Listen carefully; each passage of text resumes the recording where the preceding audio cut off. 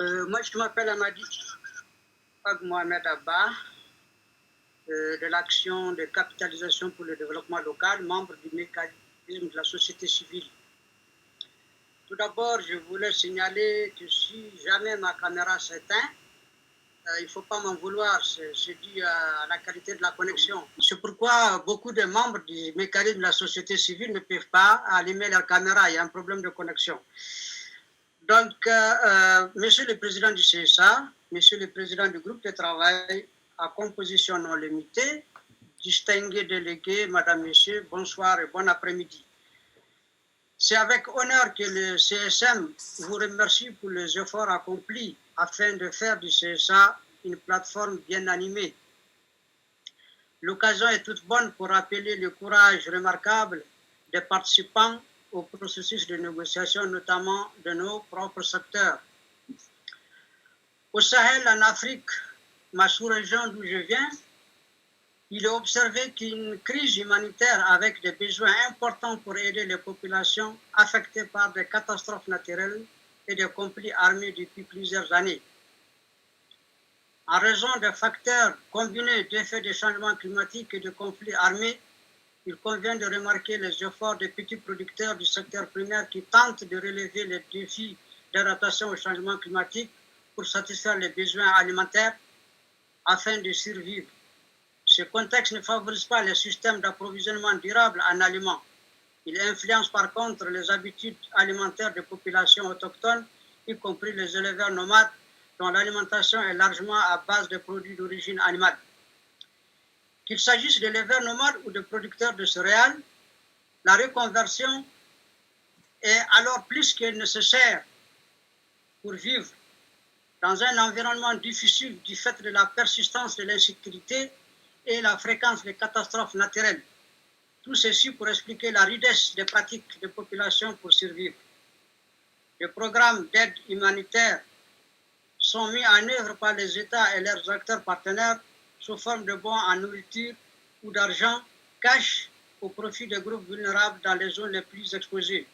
Mais ces actions sont insuffisantes au regard du nombre de populations affectées par la crise. Le droit à l'alimentation est fondamental et en tant qu'outil de référence, les documents du CSA devraient permettre l'adéquation des décisions politiques et les pratiques d'acteurs, notamment les États et leurs partenaires sur le terrain, dont les organisations des paysans, les petits producteurs d'aliments et les exploitants des ressources naturelles pour la promotion des systèmes alimentaires sains et durables. Cependant, nous avons vu que le processus de directive volontaire sur les systèmes alimentaires et nutrition n'a pas répondu au but d'améliorer les conditions actuelles de vie des habitants de la planète et celles des générations futures.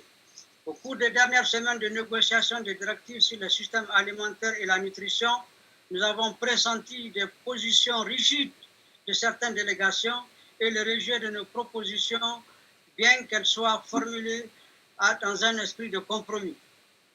Nous manifestons ainsi notre étonnement à ce stade du processus car estimons que cette attitude décourage et limite la portée des directives et constitue un préjudice au principe de consensus et au succès des directives. Dans le cas du MC, nous ne pouvons pas nous prononcer de manière ferme sur ces directives avant d'organiser une consultation inclusive pour prendre une décision transparente et démocratique avec nos secteurs. Nous observons que le processus de négociation des directives a répondu davantage au calendrier du sommet et non au mandat du CSA qui consacre le caractère d'inclusivité de cet espace. En tant qu'MC, nous demandons donc, est-ce que ce consensus fictionnel n'aurait-il pas réduit les standards du document? Est-ce que celui-ci donne réellement des orientations vers des systèmes alimentaires sains, équitables et en harmonie avec le réseau de vie de la planète?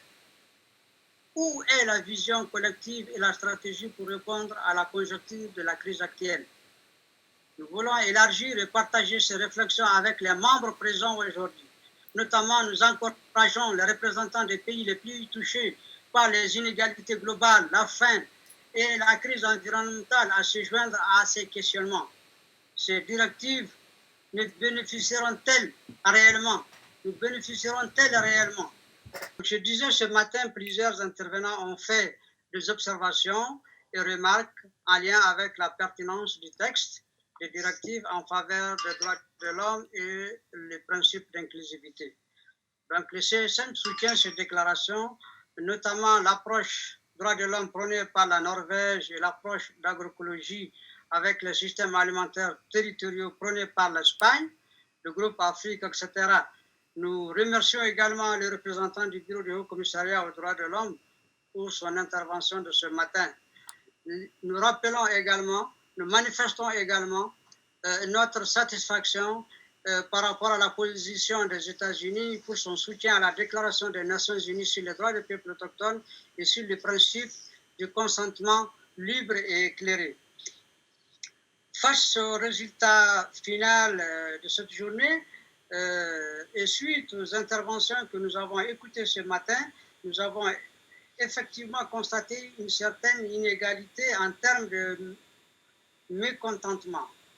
Ce mécontentement devrait être dûment reflété dans le rapport final de la 47e session plénière du CSA. Nous constatons également qu'un certain nombre de pays n'ont pas approuvé les lignes directives.